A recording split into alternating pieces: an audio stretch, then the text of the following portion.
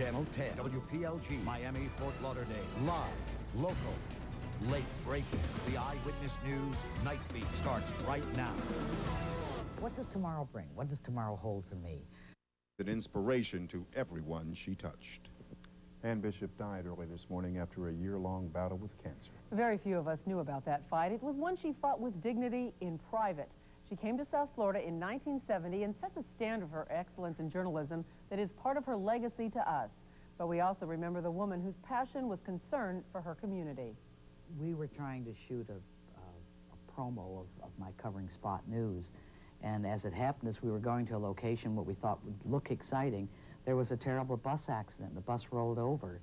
And we stopped and started to shoot pictures not only for news, but there weren't enough people to help. And I was helping people get up out of the bus and crawl out of the windows, and the women collect their purse, and an ambulance over here. And I was helping, and they used all of that for a promo, which was interesting. But it taught me that lesson, that you're there really to help first before you do the news story.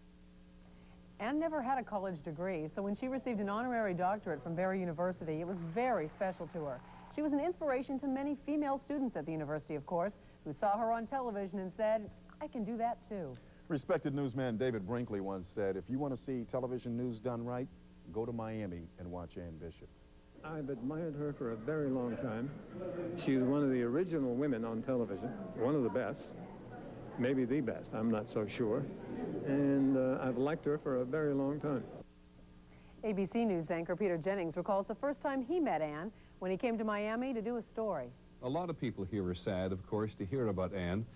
Not only did I think she was indomitable, I guess I thought she was indestructible. I was trying to remember precisely when we first met. I think it was the first time I came to Miami after returning from a long tour overseas. And I say the first time because I don't think I would have wasted the opportunity to get an edge on the story I was covering and wait until the second time. Ann so often gave a visiting reporter the edge on a story in your town, in her town.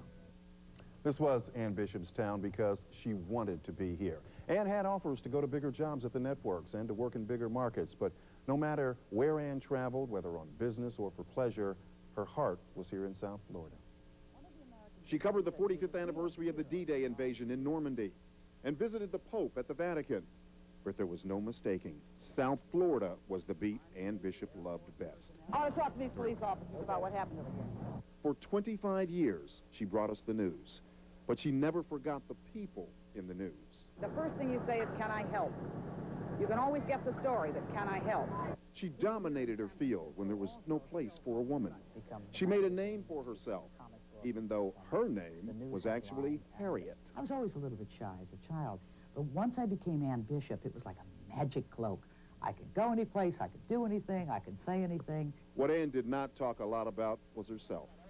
She had a very private life and a few close friends, including Victoria Hamilton, her housekeeper and confidant for 15 years. We made her promise that she will come back and tell us what the other side looked like. So by 3 of us, she has to come back to tell us about the other side. And something tells us that the woman who soared with the Blue Angels has now reached new heights. We're going to miss Ann. She had a unique talent to make you laugh at the right time. The ability to make you laugh, and often at her expense. That's for sure. Oh, she was a unique woman, and such an inspiration to those of us up and coming in this business to know that she was there and blazed that trail for us, definitely. Blazed it for all of us. Set the standard. Really. Oh, it's been an emotional day for all of us here, as you can well imagine. Ann Bishop lived in South Florida for 30 years, and over that time, she kept a very close group of loyal friends, which included Sister Jean O'Loughlin and Sandy Payton. The day she was diagnosed with stage 4 cancer. That's a pretty odd, you know, you don't stand much of a chance at that point, but she never stopped fighting. But the day we left the office, she said to me, Sandy, promise me one thing. And I said, what? She said that I'll never lose my dignity. Ann and I had this conversation where we said, what do we wish for one another? And we wished that we would each reach the millennium. And when we found out that Ann would not reach the millennium, we had a millennium party. All day long, we've been getting calls from you viewers who watched Ann. Many of you are saying that your lives have been touched and inspired by her. including Carol Adams, who says Ann became a role model for her 7-year-old granddaughter, Whitney. You see, Whitney was having trouble in school, but became inspired to do better after her grandmother told her stories about Ann Bishop. And now, Whitney has decided that she wants to become an anchor woman someday. Because when I get on news, I gotta tell about very important things so nobody will get hurt. The teacher hasn't written us any more notes about her doing bad in school. She's anxious to show us her work. And she said, now am I going to be like Ann Bishop? Many other people have been inspired by Ann. Liz Cho joins us now with some special messages from her fans. Liz?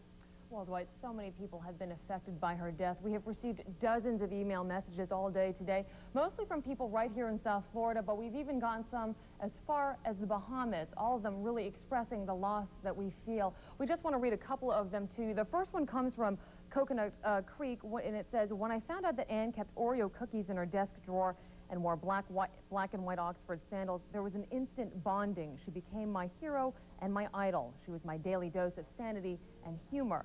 Lisa in Broward County says, I was always drawn to watch Miss Bishop because she reminded me so much of my mom. Intelligent, kind, gentle, caring, and always hoped for better things to come.